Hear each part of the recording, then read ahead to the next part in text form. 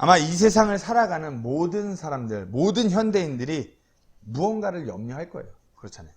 염려가 없는 사람은 없어요. 특히 우리가 이곳 세부에서 지내면서 우리는 지금 이 시점에서 코로나 바이러스라는 팬데믹 상황이라는, 정훈 형제님이 가장 이 가운데서 삶을 오래 사셨지만 단 한 번도 경험하지 못한 이와 같은 상황이 우리에게 정말 많은 염려를 가져와요. 걱정하게, 근심하게, 낙심되게 해요. 그러니까 염려가 없을 수가 없어요. 걱정함이 없을 수가 없어요.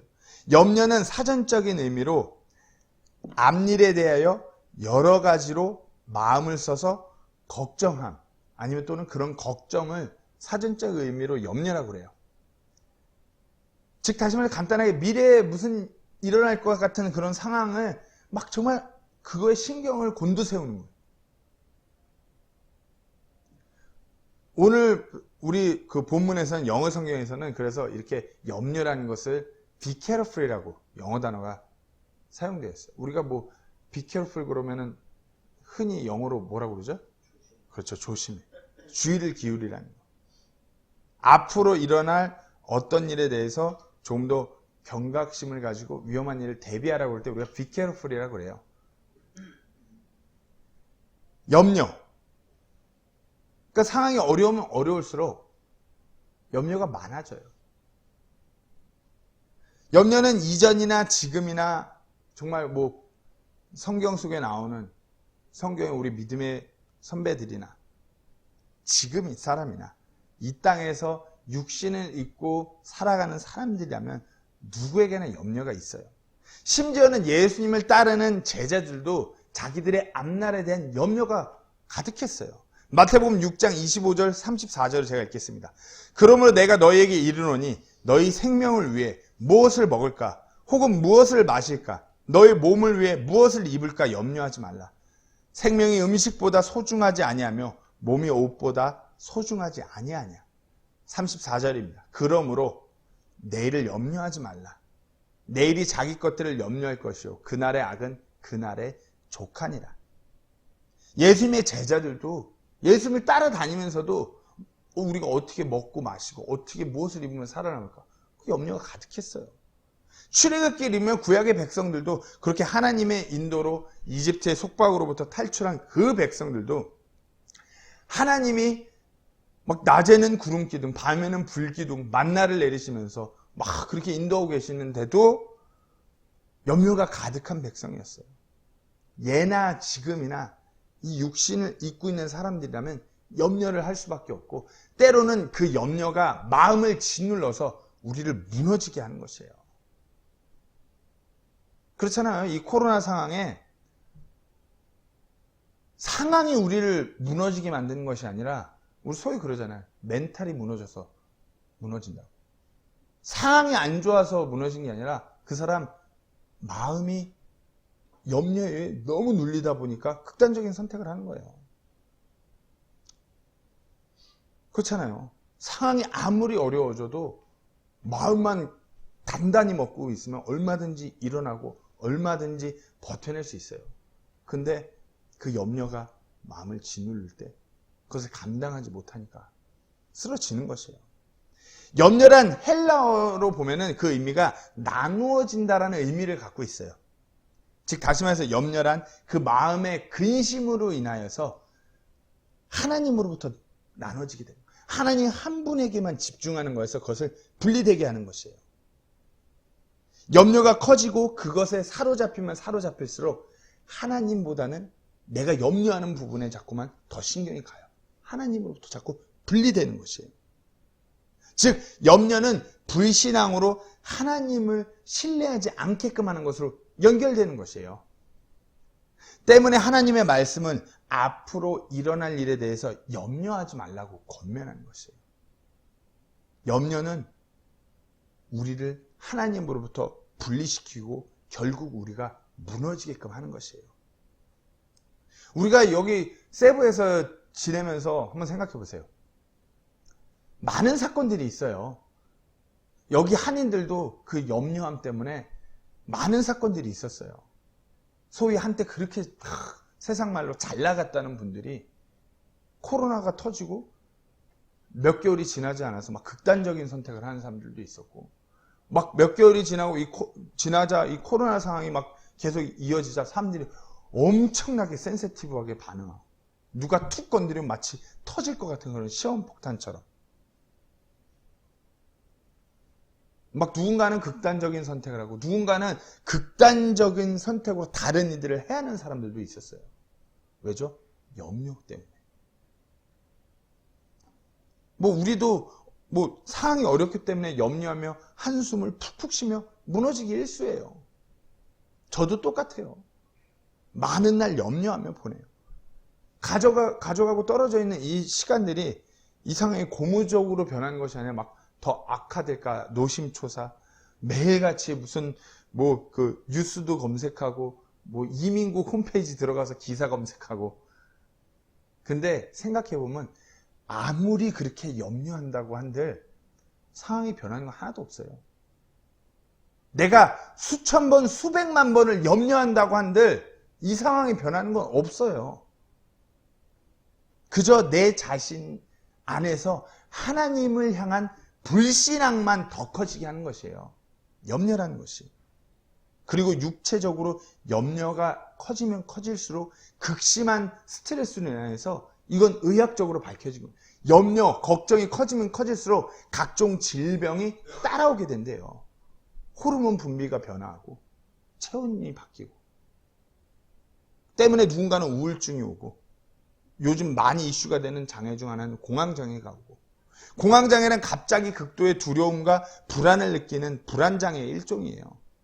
환자들은 불안감과 초조감, 그런 공포를 느끼고 가슴이 뛰고 호흡곤란이 오고 흉통이나 가슴이 답답하거나 어지러움증, 손발저림, 다양한 신체 증상들을 경험해요. 그리고 영적으로는 염려는 하나님을 향해 불신앙을 키우므로 불신앙으로 인하여서 우리의 육신을 피폐하게 만드는 것이에요. 때문에 오늘 본문에서 사도 바울은 빌립보 성도들에게 염려하지 말고 과연 우리가 어찌해야 할지에 대해서 정확하게 권면합니다. 저는 오늘 이 말씀이, 사도 바울의 이 권면이 우리에게 도전이 되고 찔림이 되어서 이 어려운 시기에 우리가 무엇보다도 염려함이 아니라 믿음으로 반응하는 우리 모두가 되기를 간절히 소망합니다. 오늘 본문은 빌립보서예요. 빌립보서. 여기서 또 퀴즈가 나올 때가 되죠. 빌립보서는 누가 누구에게 썼을까요? 모범 학생이네. 바울이 빌립보 성도들에게 보낸 서신이 바로 빌립보서예요. 그러면 또 여기서 퀴즈. 빌립보 교회는 누가 개척했을까요? 그렇죠. 야, 이건 때려 맞춘 것 같은데. 그리고 이 빌립보서의 상황을 좀 더, 배경을 좀 더 나가면은 옥중서신이라고 불려요. 즉 다시 말해서 사도 바울이 감옥에 있을 때 썼던 서신이에요. 그래서 다른 서신서와는 조금 구분되는 특징들이 있어요. 로마서, 에베소서, 갈라디아서는 어떤 특정한 신학적인 주제, 구원에 대해서, 행위는 어떤 거에, 그런 같은 특정한 주제가 있어요. 그리고 특정한 교리적인 문제들을 다뤄요. 그리고 고린도 전후서는 교회 안에 어떤 갈등의 그 문제를 해결하는 데 주를 이뤄요. 근데 빌립보서는, 물론 여기서 빌립보 교회 안의 갈등도 언급을 하긴 하지만 메인 그 내용은 이 어려운 상황이나 환경을 초월하는 그 믿음에 대해서. 저 어떤 이렇게 주석서들을 읽다가 어느 한 그 목사님이 이 빌립보 서신에서 이렇게 말씀하시더라고요. 사도 바울이 빌립보서는 빌립보 성도들에게 모든 상황과 환경을 초월하는 믿음의 생사관을 전하는 서신이다. 멋있더라고요. 믿음의 생사관. 그렇다고 해서 빌립보 교회가 완벽한 교회였다는 것이 아니라 교회 안에 많은 문제들이 있고 어려움이 있었지만 빌립보 교회의 가장 중요한 거는 그 교회가 그 어려운 상황과 환경을 초월하는 믿음을 갖는 것이었어요. 왜냐하면 빌립보 교회는 로마의 압제 식민지 그 아래에 있는 도시였어요. 그리고 많은 믿는 수의 대다수가 노예 출신들. 로마 백성들의 노예 출신들. 너무나 핍박이 심한 사람들. 이때 당시 황제가 네로 황제였어요. 자기가 마치 신처럼 군림하고자 하는. 근데 이 시대적 배경에서 믿음으로 예수 그리스도를 고백한 자들, 세상적으로 전혀 힘이 없는 약한 계층의 사람들이 믿음을 갖는다는 건 정말 너무나 어려운 극심한 상황 가운데서 하루하루 살아가는 것이에요. 그런 사람들에게 바울이 서신을 썼어요. 근데 바울의 상황은 감옥에 있는 상황이에요. 그 네로 황제의 그 영향력 안에서 감옥에 있는 바울이 서신을 쓴 거예요. 모든 상황과 어려움을 초월하라고. 근데 여기서 또 주목할 것이 바울이 빌립보 교회를 개척했잖아요. 근데 바울이 빌립보 교회를 개척한 이 배경도 바울이 감옥에 있으면서의 그 바울의 믿음의 간증이 그 개척의 배경이 돼요. 사도행전 16장 22절에서 25절 말씀 제가 읽겠습니다. 무리가 다 같이 일어나 그들을 대적하니라. 빌립보 교회, 빌립보 지역에 예수 그리스도가 선포되기 이전이에요. 무리가 다 같이 일어나. 빌립보 사람들이, 그 지역 사람들이 그들을, 바울과 실라를 대적한 것이에요. 행정관들이 그들의 옷을 찢어 벗기고 그들을 때리라고 명령하여 그들을 많이 채찍질한 뒤에 감옥에 가두고 간수하게 분부하여 그들을 안전히 지키라고 하며, 간수가 이러한 분부를 받아 그들을 안에 있는 감옥에 밀어넣고 그들의 발을 착고에 단단히 채우니라. 한밤중에 바울과 실라가 기도하고 노래로 하나님을 찬양하며 죄수들이 그들의 말을 듣더니, 그러고 나서 죄수들이 구원받고 죄수들의 집이 구원받는 놀라운 하나님의 역사가 일어나요. 이것이 빌립보 교회의 개척 배경이에요. 빌립보에 이 교회가 세워지게 된 배경이 바울과 실라가 그 지역에 가서 그 모진 핍박, 그 채찍질을 당하고 감옥에 갇혀서 오도 가도 못하게 착고로 발을 이렇게 묶어놓고서 어떻게 할 수 없는 상황을 만들어 놓고서 그쵸. 불구가 될 수도 있고 앞으로 어떻게 할지, 복음 증거 사역은 이대로 끝인가, 막 진정 염려할 수밖에 없는 극한의 상황 가운데서도 바울과 실라는 하나님을 찬양하고 감사하고 그분께 기도했어요. 그러므로 인해서 막 지진이 일어나고 감옥 문들이 열리고 모든 죄수들의 그런 결박이 다 풀리면서 놀랍게 하나님이 일하시는 역사가 일어나면서 예수 그리스도가 증거됐어요.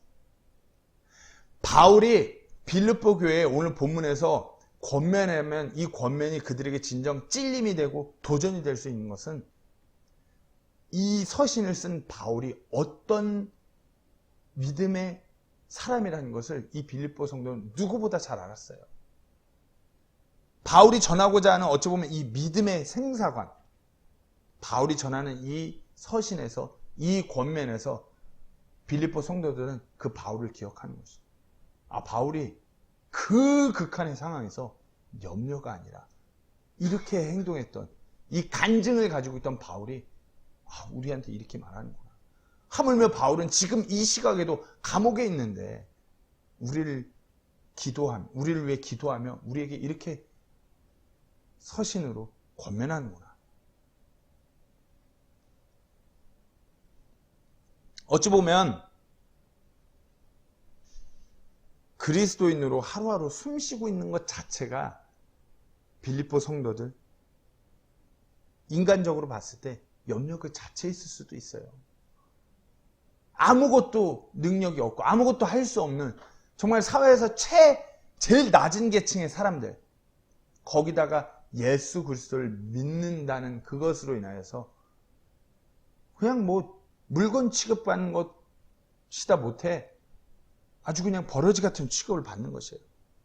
자신의 앞날들이 어찌 될지가 너무나 염려돼요. 그리고 내 주변에 내 믿음을 같이 함께하는 이 사람들을 볼 때 또 염려가 돼요. 내 옆에 이 친구 오늘 안 보여. 어떻게 된 거지? 잡혀갔나?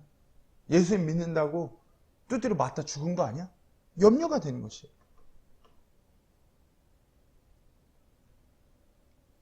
하지만 이들은 바울의 이 권면에 더욱더 순종해요.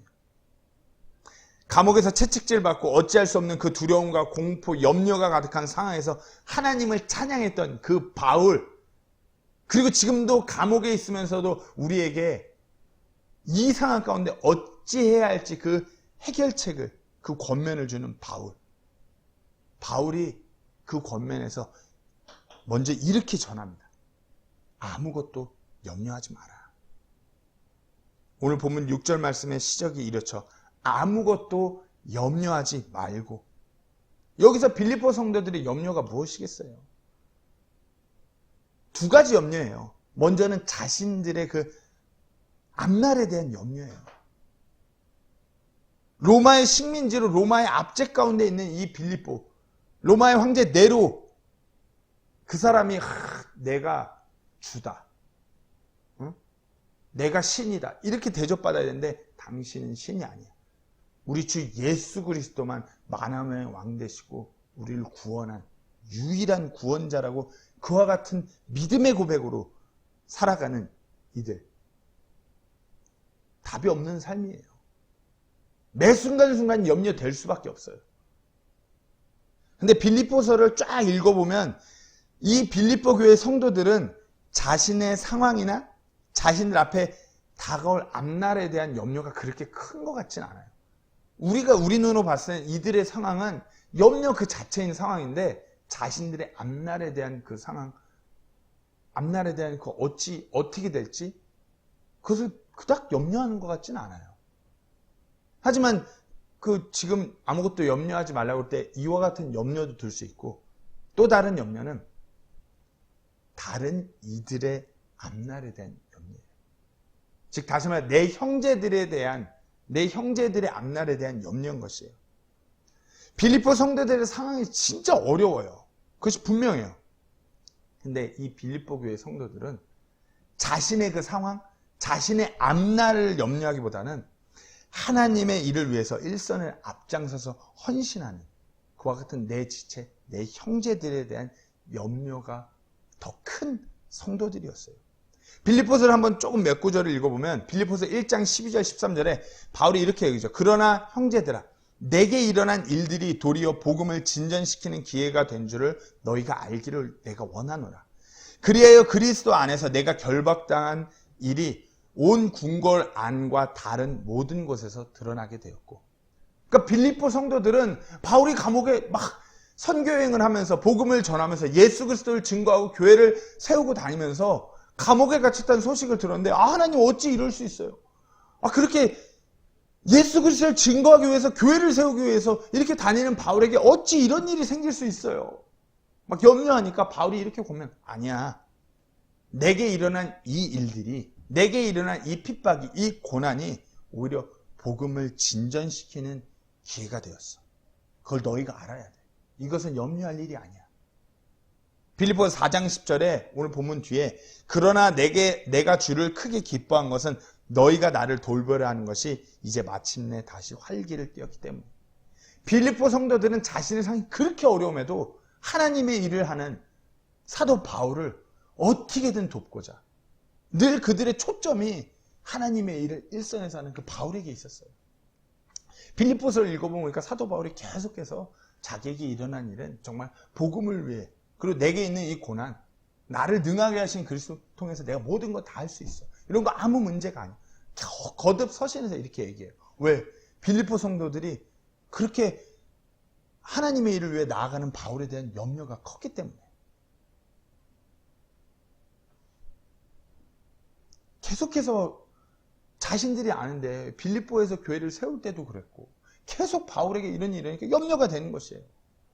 더 건강하게 좀 더 안정된 상황에서 예수 그리스도 증거하며 나아가야 되는데 우리 바울 어떻게 하면 좋아? 우리 형제인 바울.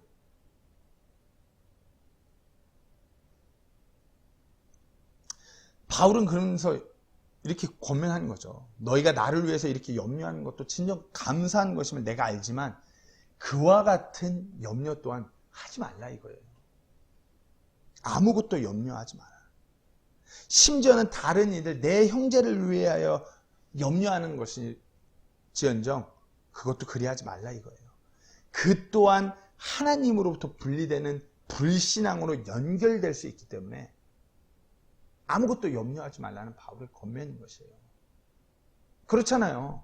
우리 주변에 진정 신실하게 하나님을 섬기고 복음을 전하고 하나님의 일을 정말 헌신적으로 하는 우리 형제가 있어요. 근데 갑자기 그 형제가 무슨 일을 당해요. 그럼 그것은 염려가 커지면 커질수록 불신앙도 함께 싹트는 거죠. 하나님이 어떻게 이럴 수 있어? 하나님이 어떻게 그러실 수 있어? 염려가 하나님으로부터 분리시키게 되는 것이에요.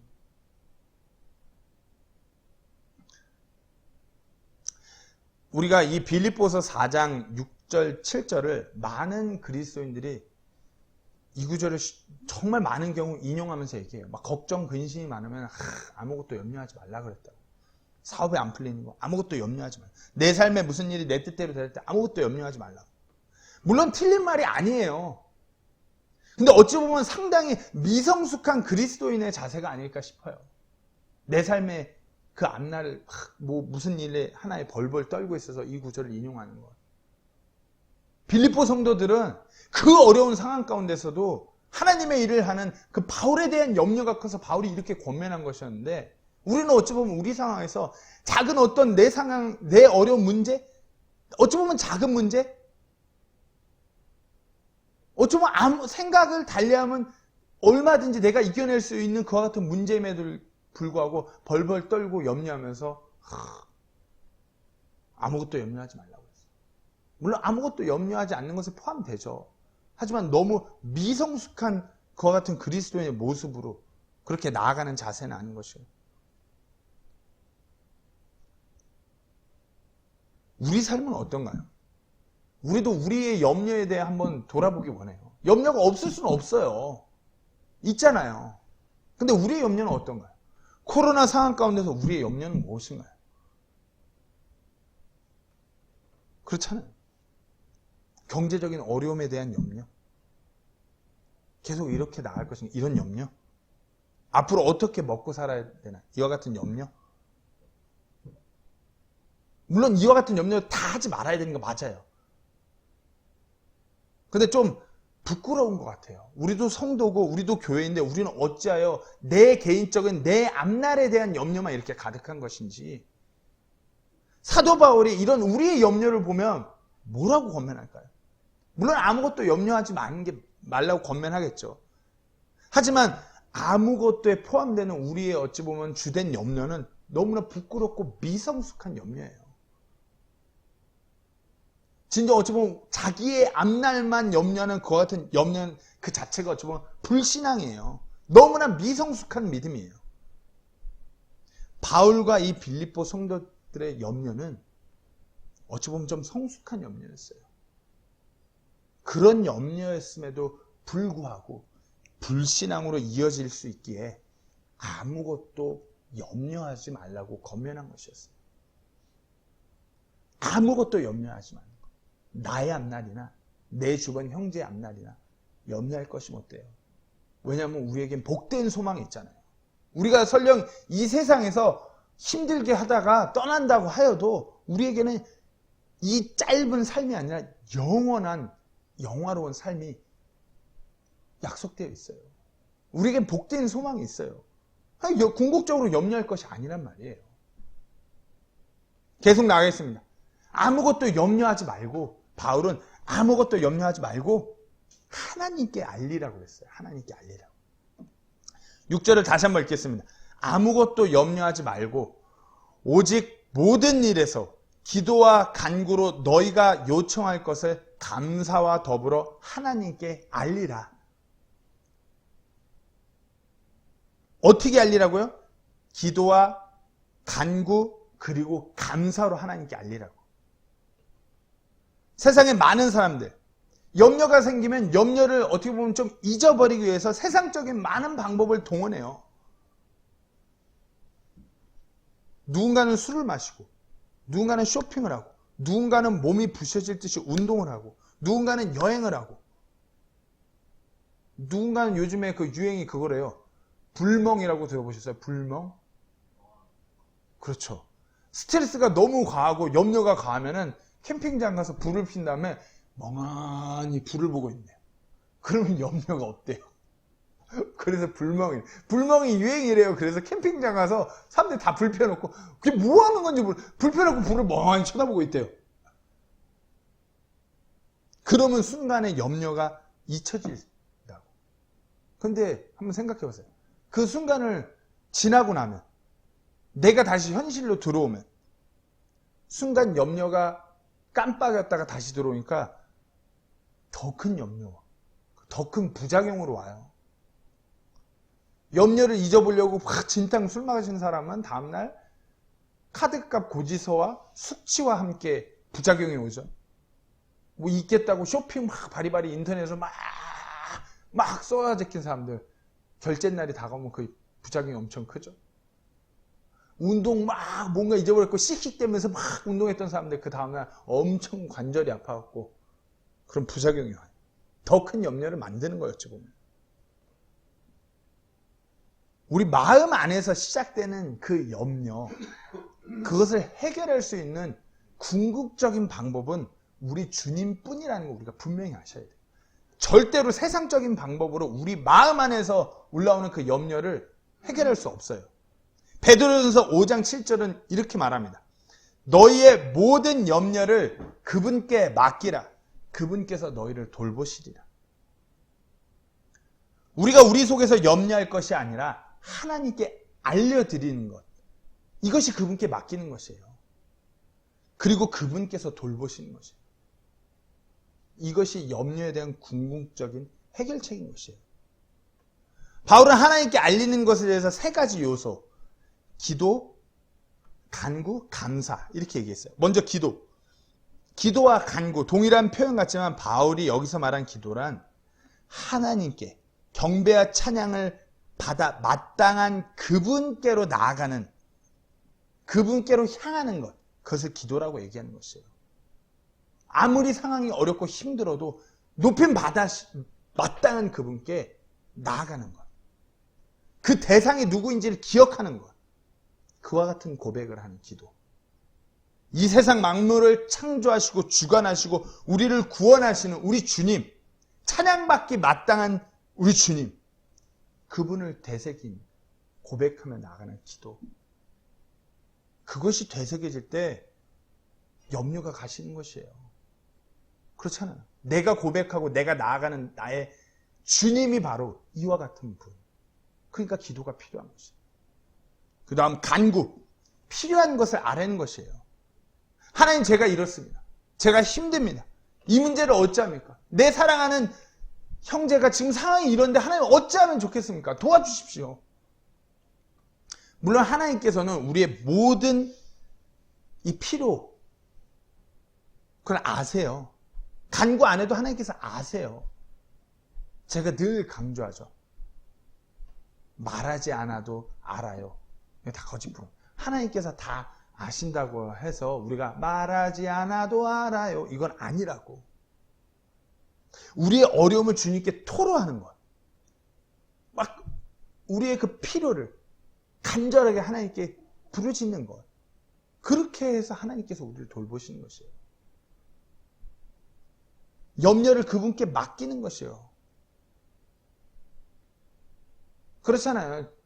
은유주의가 뭐 필요한지 빤히 보면 알아요. 빤히 알아요. 근데 아직은 뭐 없어도 충분해. 근데 은유주의가 와서 막 땡깡 부리면은 막 이렇게 쪼르면 어떻게 해요? 아버지는, 아빠는 무너지는 거죠. 하나님께서 마찬가지예요. 우리의 궁극적인 필요를 다 아세요. 하지만 우리가 간절히 그 필요에 하나님께 간구할 때 하나님께서 응답하시는 것이에요. 그리고 또 감사. 너희가 요청할 것을 감사와 더불어 하나님께 알리라. 기도와 간구와 요청할 것을 감사와 함께 더불어. 감사는 믿음으로 감사하는 것이에요. 내게 염려되는 그 모든 일들 주님께서 하실 수 있습니다. 주님께서 놀랍게 일하시기에 제가 감사드립니다. 그것을 확신하기 때문에 어쩌면 믿음이 더욱더 굳건해지는 그 같은 고백이에요. 감사. 우리 삶에 염려가 가득한 이유가 뭔지 아세요? 하나님께서 내게 허락하신 그 은혜를 헤아리지 못하기 때문에 염려가 더 가득해지는 것이에요. 지금까지 나를 그렇게 지키시고 붙들으셨던 그 하나님의 은혜를 헤아리지 못하기 때문에 앞으로 예수님께서 다시 오셔서 우리가 공중으로 채워 올라가서 예수님을 만나고 그 영화로운 순간들을 누릴 것 같은 그와 같은 은혜를 헤아리지 못하니까 염려가 가득한 것이에요. 그러니까 어떻게 감사도 없는 것이에요. 그분을 생각하고 내가 그분을 깊이 묵상할 때 어찌 우리 안에도 염려가 올라올 수 있겠어요? 감사함이 더욱더 올라오는 것이에요. 즉 감사는 어찌 보면 믿음이에요. 믿음이라고 쓰고 감사라고 읽는 것과 같은 것이에요. 제 삶이 이런데요. 이 판국에 어떻게 감사가 나와요? 하나님을 믿지 못하는 것은 아니고요. 불신앙 아니고요. 그렇잖아요. 세상 만물을 창조하고 주관하시고 우리의 구원자 되신 만왕의 왕 되시는 분이라고 고백하면서 그와 같은 분을 신뢰하지 못하는 거 아닌가요? 하나님께 이렇게 알리라는 것, 기도하라는 것은 내 삶에 내 염려에 초점, 포커스하는 것이 아니라 하나님께 초점하는 거예요. 하나님께 포커싱하는 거예요. 하나님께만 집중하는 거예요. 염려가 아까 헬라어로 그 의미가 뭐라고 했죠? 하나님을 향한 내 마음을 분리시키는 것이에요. 이와 같은 염려가 아니라 기도, 간구, 감사로 내 모든 초점이 더 하나님께 향하게 할 때 자연스럽게 염려는 다 사라지고 하나님께서 우리의 마음을 지키시는 것이에요. 이와 같은 기도로 우리가 하나님께 우리 염려할 수밖에 없는 이와 같은 모든 것들을 알리지 않는다면 더 큰 비극, 감당할 수 없는 더 커져만 가는 염려가 우리를 완전히 짓누르는 거죠. 죄송합니다. 그 마이어 침례교 목사님, 마이어 목사님은 18세기에 정말 그렇게 귀한 말씀을 증거했던 이 목사님께서 이렇게 말씀하셨어요. 인생의 큰 비극은 응답받지 못한 기도가 아니라 드려지지 않은 기도다. 우리 삶의 가장 큰 비극은 내가 하나님께 간절히 요청했는데 간구했는데 하나님께서 응답하시지 않은 것이 문제가 아니라 그렇게 기도하지 않은 것이 가장 큰 비극이라는 것이에요. 한번 돌이켜 생각해 보세요. 나는 얼마나 하나님께 그렇게 기도하고 있는가? 간구받지 못하면은, 응답받지 못하면은 응답받지 못함으로 인하여 더욱더 감사할 수 있어야 돼요. 왜? 그것보다 더 나은 것으로 보답해 주실 것이기 때문에. 이것이 나에게 맞는 방법이 아니기 때문에. 그렇기 때문에 내 기도에 응답 안 하시는, 나에게 더 좋은 것으로, 좋은 상황으로 이끄시려고 하는 그 하나님, 그러니까 감사하는 것이에요. 다시 돌아와서 오늘 이렇게 권면하는, 본문에서 권면하는 사람이 바울이에요. 절망하고 정말 어찌 보면 염려에 눌려서 아무것도 못할 것 같은 그 상황 가운데서 하나님을 높이고 그분께 나아갔던 그 바울. 그리고 지금 감옥 안에서 누구보다도 더 큰 염려에 휩싸일 것 같은 그 같은 무거운 어떤 상황에 짓눌려 있는 그 같은 바울. 그러나 그 바울은 지금 염려가 아니라 믿음의 확신을 가지고 권면하는 것이에요. 그리고 그렇게 하나님께 알릴 때 기도와 간구와 감사로 우리의 그 모든 것들을 하나님께 알릴 때 하나님께서 돌보심으로 해서 어떠한 변화가 오는 것인지에 대해서 바울이 그렇게 전합니다. 하나님께서 지키실 것이다. 오늘 본문 7절에 그리하면 모든 이해를 뛰어넘는 하나님의 평강이 그리스도 예수님을 통해 너희 마음과 생각을 지키시리라. 바울은 염려가 아닌 하나님을 향한 기도로 나아갈 때 그분께서 일하심을 알려주는 것이에요. 모든 것을 아시고 모든 것을 하실 수 있는 우리 주 하나님께서 우리가 원하는 것을 주시는 것이 아니라 그것을 초월하여서 우리의 마음과 생각을 지키신다고 말씀하시는 것이에요. 어찌 보면 바울이 빌립보 감옥에서 확실히 경험한 자신이 경험한 그 경험에 기반한 그 간증을 기초로 한 믿음의 권면인 것이에요. 그렇잖아요. 이 로마 시대의 채찍은 우리가 생각하는 그런 채찍이 아니잖아요. 끝에다가 이런 동물 이빨 같은 걸 달아갖고 채찍질 한번 하면은 한번 휙 감으면 살점이 다 떨어져 나가요. 그렇게 다 뜯긴 몸을 감옥에서 발은 또 착고에 완전히 이렇게 묶여갖고 칠흑 같은 어둠에서 바울과 실라는 염려 공포가 아니라 그 가운데서 하나님을 찬양했어요. 하나님께 기도했어요. 하나님께 감사한 것이에요. 우리는 이제 죽는 건가? 우리 이러다 죽고 이제 우리의 사역은 끝인 건가? 이런 어리석은 염려가 아니라 주님은 아무리 상황이 어렵다고 하여도 저들 또한 예수 그리스도를 만나야 하는 사람들이니까 우리가 저들에게 예수 그리스도를 증거할 수 있도록 하나님 일하여 주시옵소서. 그리고 그렇게 놀랍게 일하실 하나님을 우리가 찬양합니다. 그러고서 막 땅이 흔들리고 바울과 실라는 하나님의 놀라운 일을 묵도하게 되는 것입니다.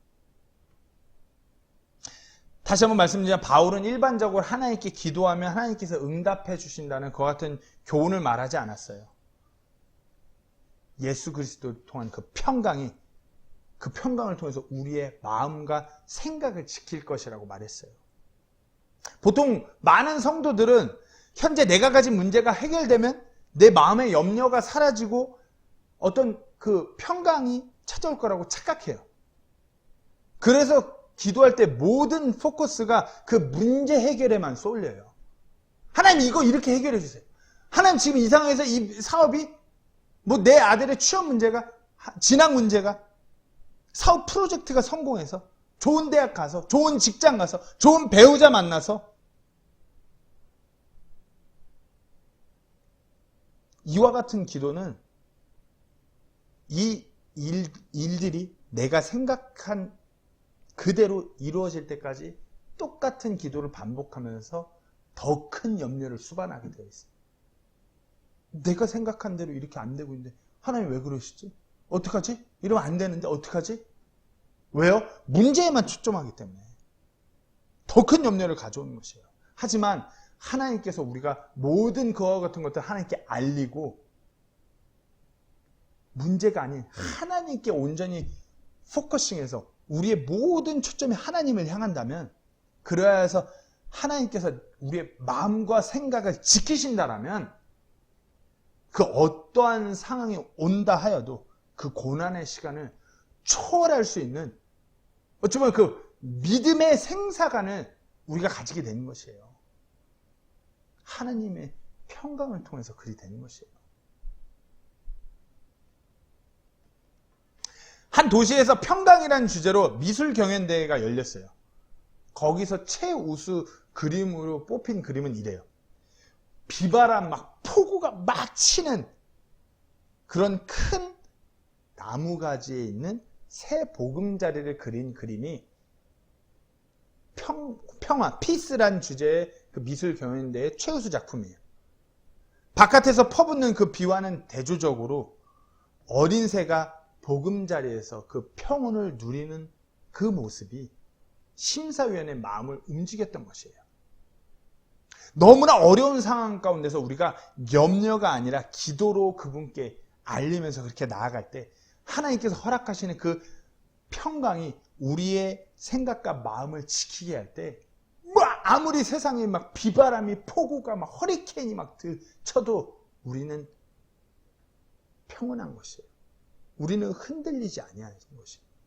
왜? 하나님께서 우리를 지키시기 때문에. 오늘 본문 6절 7절을 다시 한번 읽겠습니다. 아무것도 염려하지 말고 오직 모든 일에서 기도와 간구로 너희 요청할 것을 감사와 더불어 하나님께 알리라. 그리하면 모든 이해를 뛰어넘는 하나님의 평강이 그리스도 예수님을 통해 너희의 마음과 생각을 지키시리라. 너무 상황이 어려워 염려가 나를 누르려고 한다면, 갖가지 염려들이 나를 자꾸 누르려고 한다면 염려하지 마세요. 기도하세요. 그 기도는 필요에 급급한 기도가 아니라 모든 이해를 뛰어넘는 내 이성적인 판단 사고를 넘어서는 그 평강이 나를 지키게 해달라고. 그리고 그리하실 하나님을 찬양하고 감사하세요. 이와 같은 기도로 하나님께 나아갈 때 하나님의 그 평강이 예수 그리스도를 통하여서 우리의 그 마음과 생각을 지킴으로 인해서, 어찌 보면 지금 코로나라는 이 어려운 시국에 우리가 이곳 세부에서, 한국이 아닌 세부에서 어려운 시간들을 보내고 있는 우리의 마음과 생각을 하나님께서 지키심으로 인해서 우리가 결단코 흔들리지 아니하고 더욱더 굳건한 믿음으로 하나님의 그 좋은 그리스도의 군사로서 나아가는 우리 모두가 될 줄로 믿어 확신합니다. 기도하고 마치도록 하겠습니다.